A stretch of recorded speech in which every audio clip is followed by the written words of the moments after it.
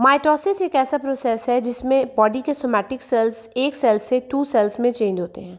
Somatic cells वो sales हैं जो सेक्सुअल रिप्रोडक्शन में हिस्सा नहीं लेते, गैमीट फॉर्मेशन में हिस्सा नहीं लेते और थ्रू आउट द बॉडी हमारे पास रिपेयरिंग का काम माइटोसिस के थ्रू चलता रहता है, ग्रोथ के थ्रू चलता रहता है। इसकी 4 फेजेज हैं, prophase, metaphase, anaphase and telophase.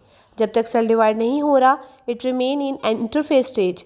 Interphase stage में सेल का जेनेटिक मटेरियल धागेनुमा शक्ल क्रोमेटिन में की शक्ल में मौजूद है और इसके साथ साथ जैसे ही एम फेज की प्रोफेज यानी माइटोसिस की प्रोफेज स्टेज स्टार्ट होगी तो यही जो क्रोमेटिन मटेरियल आपके पास मौजूद है ये कंडेंस होने लग जाएगा क्रोमोसोम्स की शक्ल में और आपके पास ये क्रोमोसोम्स थिक से थिक होते जाएंगे जो कि सेंट्रोमियर के पॉइंट पर एक दूसरे के साथ अटैच्ड हैं।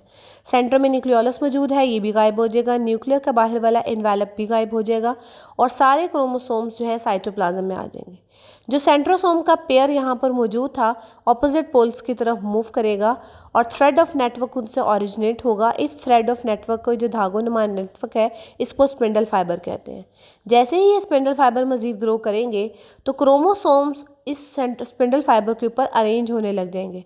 अरेंज होने के लिए उन्हें सेल की बिल्कुल सेंट्रल प्लेट जिसको इक्वाटोरियल प्लेट या मेटाफेज प्लेट कहा जाता है इस पे अरेंज हो जाएंगे। क्रोमोसोम्स के सेंट्रोमियर रीजन पे ख़ास किस्म की प्रोटीन होती है जिसे काइनेटोकोर प्रोटीन कहा जाता है। यही प्रोटीन स्पिंडल फाइबर्स के ऊपर भी मौजूद होती है तो इस प्रोटीन की मदद से इनको इन फाइबर्स के ऊपर अटैचमेंट के लिए आसानी मिलती है और सेंट्रल प्लेट पे सारे सेल्स क्रोमोसोम्स अरेंज हो जाते हैं। ये थी आपके पास मेटाफेज स्टेज। मेटाफेज स्टेज जैसी एंडिंग की तरफ जाएगी तो स्टार्ट होगी एनाफेज स्टेज। अब यही जो काइनेटोकोर फाइबर्स हैं इनके पास जो सिस्टर क्रोमेटिड्स हैं ये एक दूसरे की तरफ कॉन्ट्रैक्शन शो करेंगे। कॉन्ट्रैक्शन की वजह से इनकी सेपरेशन होगी और वही सिस्टर क्रोमेटिड्स जो कि एक दूसरे की कॉपी थे एक दूसरे से सेपरेट हो जाएंगे।